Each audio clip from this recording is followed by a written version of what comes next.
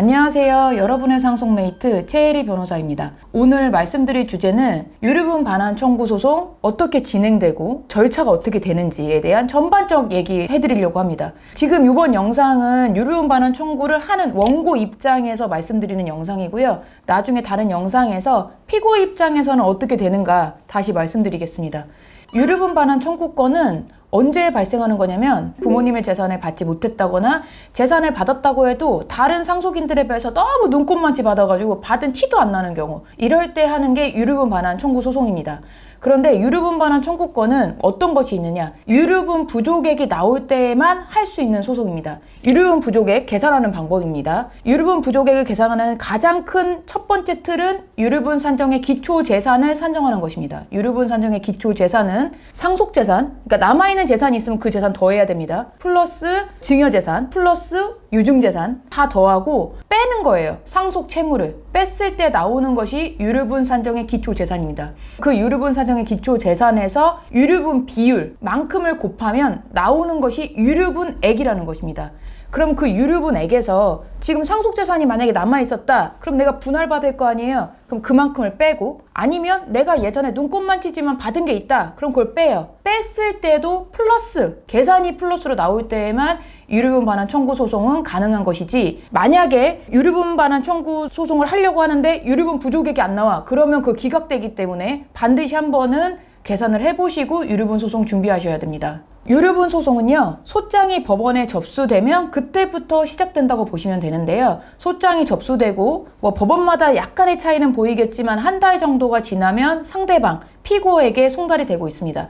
피고에게 송달되고 나면 피고는 한 달 내에 어떤 방식으로든 답변을 하게 되어 있는데요. 아예 안 하시는 경우가 있어요. 안 하시면 이건 민사소송이기 때문에 한 달 내 답변하지 않은 경우 원고, 무변론, 원고 승소 판결이 가능하고, 그렇기 때문에 판결 선고기일이 잡히게 됩니다. 그런데 문제는 뭐냐면 판결 선고기일이 잡혔다 하면은 그게 피고한테도 송달이 되거든요. 그럼 그때 피고가 이제 깜짝 놀란단 말이에요. 그래서 그제서야 대응을 하는 경우가 있는데, 그럼 그 대응이 무의미하냐? 그렇진 않습니다. 대응을 하게 되면 선고기일 잡힌 게 취소되고 실질적 유류분 반환 청구 소송의 본안 소송이 이루어진다고 보시면 됩니다. 유류분 반환 청구 소송은 상대방이 답변을 시작하고 나서부터 우리 원고 측은 증거 신청을 하게 됩니다. 왜 증거 신청을 유류분 반환 청구 소송을 시작할 때 바로 하지 않느냐면, 상대방이 어떤 답변을 할지 안 할지도 모르는 상태에서 법원은 우리가 증거 신청을 한다고 해서 모두 채택해 주지를 않습니다. 그렇기 때문에 상대방이 답변을 하고 다툼이 있는 소송이 시작되고 나면 그때부터 증거 신청을 하시면 됩니다.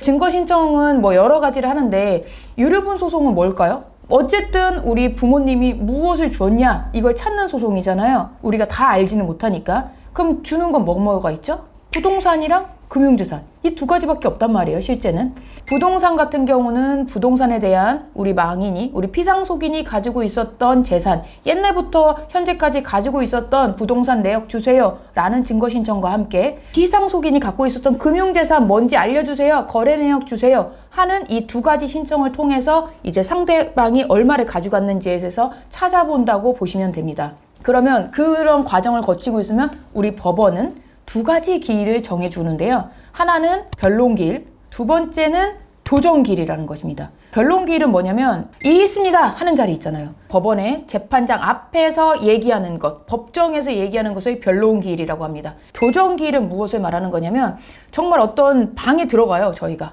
들어간 다음에 이게 테이블 앞에 앉아서 원고 측, 피고 측 앉고 조정위원이 앉아서 어떻게 너네 협의해 볼래? 너네 어떻게 화해할래? 라는 자리를 만들어주는 것이 조정기일입니다. 조정은 두 가지 조정이 있는데요. 하나는 임의조정, 두 번째는 강제조정이 있습니다. 임의조정은 뭐냐면, 예를 들어서 원고가 나 2억 받으면 그만할 거야 이랬을 때 피고 측도 그래 2억 줄게, 우리 여기서 화해하자, 그 자리에서 사인하는 것이 있습니다. 그것이 임의조정이에요. 그날 사인을 하면 딱 끝나요. 우린 화해했다, 끝! 이란 말이에요. 근데 이런 경우가 있어요. 2억 받을래? 이러는데 상대방은 무슨 2억이야? 나 1억 5천밖에 못 줘? 이럴 때가 있단 말이에요. 그럼 법원 입장에서 볼 때는 그 간극이 크지 않기 때문에 너네 이러지 말고 1억 7,500을 주는 걸로 서로 협의하는 게 어때? 라고 할 수 있습니다. 그러면 어떻게 되느냐면 2억을 받고 싶은데 1억 7,500 받아. 기분 좋아 안 좋아? 안 좋다고.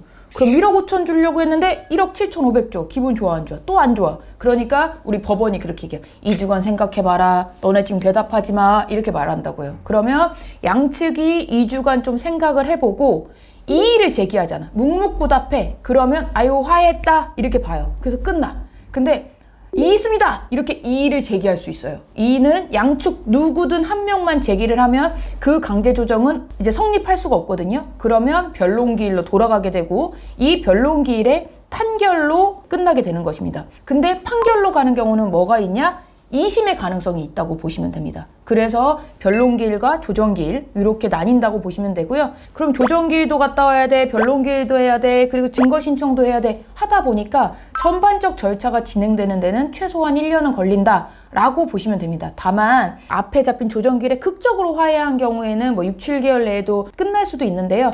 대부분은 1년 이상은 간다고 보시면 되겠습니다.